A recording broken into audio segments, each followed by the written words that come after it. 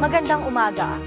Inaasahang magla-landfall ngunit malulusaw din ang low pressure area o LPA na tinututukan ng Pag-asa. Alas 4 ng madaling araw nang mamamataan ito sa layong 240 kilometers hilagang silangan ng Katarman, Northern Samar.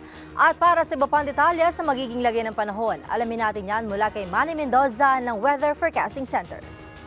Narito po ang latest tungkol po sa lagay ng ating panahon. Kanina pong alas 4 ng umaga, meron po tayong isang low pressure area. Ang layo po niya ay 240 kilometers east-northeast of Katarman, Northern Samar. At dahil nga po sa low pressure area na ito, ang silangang Visayas ay makararanas ng maulap na kalangitan na may mahina hanggang sa katamtamang mga pag-ulan at pagkidlat pagkulog sa araw pong ito.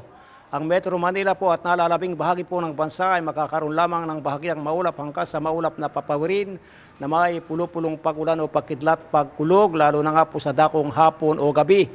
Ang range of temperature over Metro Manila sa araw pong ito ay mula 23 hanggang 35 degrees Celsius. Sa Kamaynilaan pa rin po ang araw ay sumikat kanina alas 5:37 ng umaga at ito po'y lulubog alas 6:11 ng dapit hapon. Mula dito sa Pag-asa Forecasting Center, Mr. Manny Mendoza reporting for Net 25.